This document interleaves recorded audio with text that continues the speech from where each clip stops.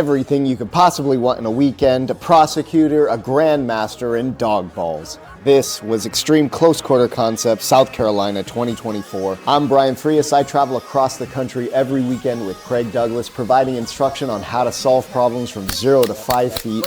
Let's get into it. Real world assaults happen is somebody ambushes somebody else. The initiative, the bad guy is always unequal. Somebody's always back on their heels, okay? Per the usual, I had a really early start to the travel. I checked in all the bags. I was in possession of the T-gun, so I had to get those through TSA. A lot of people ask what's it like flying with guns. It's really not that difficult. Some airlines are a little bit more of a pain in the ass than others. Delta seems to have the most consistent process for getting your guns in. But as I'm filming this right now, that accident in Canada had just taken place, so I don't know, maybe we should rethink Delta. It was a quick flight to get to Charleston, South Carolina. I've been there many times. This is my second time actually teaching there. I didn't appreciate the Carolinas as much as I should have when I was on active duty. I love them. I love the weather. I love the way they look.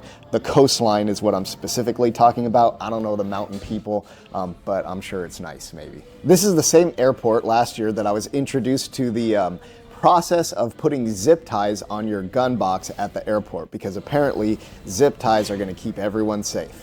I got to the airport about 30 minutes before Craig, waited for him to land. We got the rental car, then we took off to Cottageville, South Carolina. Our Airbnb host decided it would be fun to become completely non-responsive, so we drove around Cottageville, saw some pretty cool architecture, and then went to Walmart, because that's where you go to get groceries for the weekend. We couldn't resolve the stupid Airbnb problem. They just would not answer the phone. So we went, got a hotel, checked in, and were immediately greeted in the hotel lobby by the alarm going off non-stop. Epilepsy warning. After all the lodging funsies, we headed down to the range to get ready for Managing Unknown Contacts. That's our 4-hour block that we do on Friday evening from 6 p.m. to 10 p.m. every time we do ECQC. I can't overstate how important this part of the instruction is. This is what keeps it from getting physical. This is really hard to train. It's awkward. You don't know the other person. You're trying to think of what to say in the moment. It's a challenge, but it's the most useful thing that we teach. Far more useful than stabbing each other in the butthole. I'm going to feed rhythmic, patterned, and predictable. Asia has a high compressed mass. We know what that drill looks like. This is just to make sure that you, window licker, are wearing your helmet correctly. Okay? This is not, again, what a sucker punch looks and feels like. Get it closer to sucker punch energy. Here's what we're going to do. We're going to change the feed. You will no longer feed rhythmic, patterned, or predictable, and you will unfix your hands. So, contrast the second and now the third feed. Previous feed. Unless you've been to the course or you've taken our online Managing Unknown Contacts program, it's really hard to understand the nuance and complications that go into the sucker punch drill. This is one of 4 drills that gets it closer to what a sucker punch looks and feels like. There are a lot of constraints within the drill to make it more realistic and challenging. And finally, at about 11 o'clock at night, we made it back to the hotel ready for bed. Late, tired, walking down this hallway. Kind of like The Shining. Next morning, I woke up at 5 a.m., took a shower, got my coffee, hotel breakfast, and met up with Chet, who's getting his juice on. He's a multi-time Shivworks alum, former Tampa prosecutor, and now he's doing law work in South Carolina. He's also a cancer survivor, extremely intelligent guy, and we're definitely going to review his performance in the evolution later in the video. Last class of the year.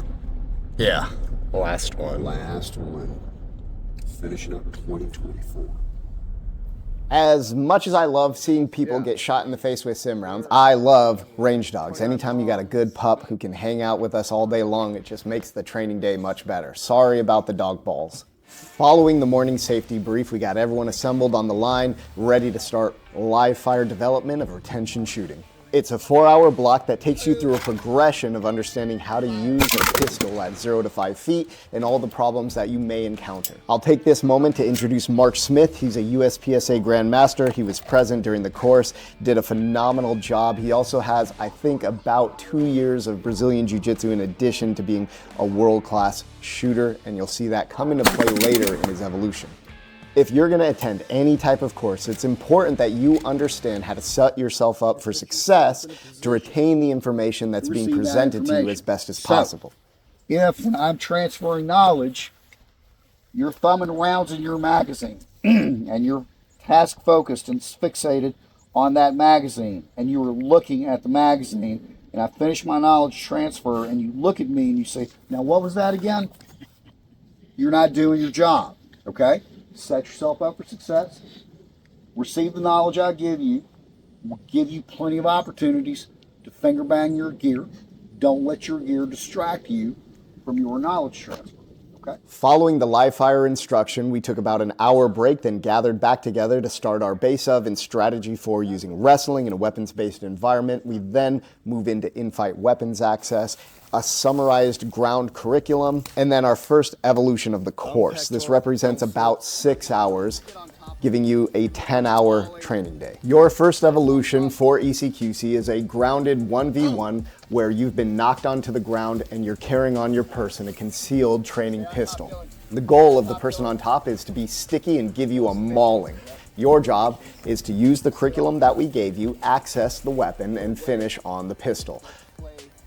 Here you can see Prosecutor Chet doing a really good job of getting back on top, accessing the weapon, putting a few rounds in the other guy, and then having the presence of mind not to float the gun and accidentally discharge into his own body. All the evolutions are a ton of fun. You get a lot of value out of watching or participating. We don't force anyone to participate. You don't have anything to prove when you come through the course, and we don't look at these as wins or losses. It's just data. Something worked, something didn't work.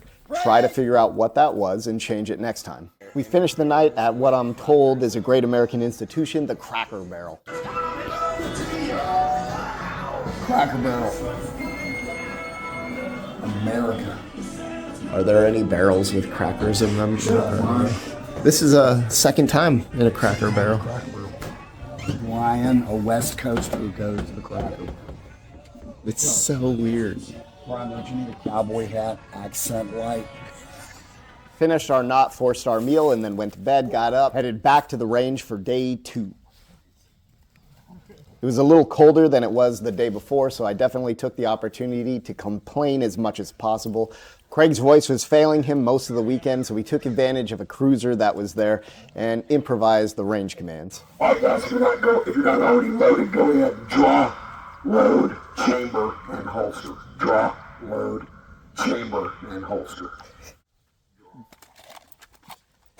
It was a pain in the ass, but we made it work, got through the live fire portion, then took our hour-long lunch break. One of the reasons we harp on that hour-long lunch break is it's a break and reset from the training, especially when moving from live fire into dry fire training. After lunch, we move right into our second evolution of the course, a 2v1, where you have to manage an approaching stranger. That person can do whatever they want. You have on your person a concealed Glock 17T loaded with sim munitions. Let's see how Chet does on this short evolution. I'm not trying to talk to you, dude.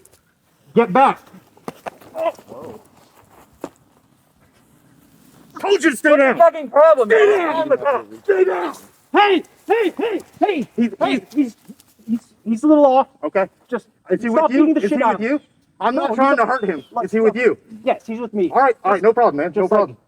No problem. Just like, okay, man. Thanks. I think we can all agree that was a bit of an overreaction on Chet's part. The debrief was hilarious to watch and participate in. I spent a lot of time sitting on the bench getting grilled by prosecutors and defense attorneys in front of juries. It's a headache, so it was a little bit of payback time for me to grill him through this one. The best part of the debrief was Chet trying to justify kicking the guy in the butt. I think he said that he was trying to check for a pulse by connecting the top of his foot to the guy's buttocks. It was hilarious bullshit, and I really appreciated the effort. I told him if I was going to have to do it, I would have said I was trying to check for responsiveness by poking him at an extended distance using my foot while the person was facing away in case he was responsive and hostile and turned back to me. Trying to sell your actions in the debrief is definitely one of the most fun parts of participating in the evolutions.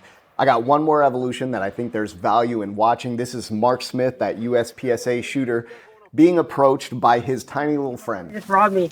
Can you call the cops for me? You don't have a phone? Stop where you're at, man. You're getting too close to me. They took everything. Can you stop where you are? What? Can Stop where you're at, dude. why'd you do that for? Because you won't listen to what I'm fucking telling you. You understand what I'm saying? Do you speak English? Yeah, but why You don't look like you speak English, and you don't act like you fucking speak English. What's wrong with you? Dude, What's wrong with get you? the fuck away from me, man. Why are you doing this? What's wrong with you?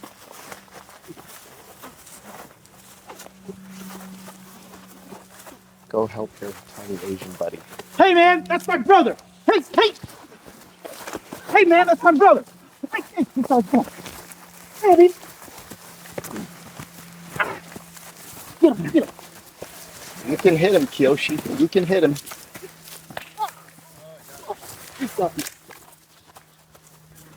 Stay over there, or you're both gonna fucking die. You understand what I'm telling you? You speak English now? Neither one of them speak English. Bullshit. You're not Fuck gonna around, shoot me. dude. You're gonna fucking shoot me? Yeah. You're gonna fucking Fuck shoot me? yeah. Go ahead. In the debrief, Mark did a great job of justifying and explaining his actions. He actually told us he's been in that situation before where he was attacked by two different people, one of them stabbing him in the back. So as soon as that feeling started to come back, he wasn't going to let it happen and he wasn't going to play. There's a longer breakdown of this evolution if you're interested in watching it on our channel.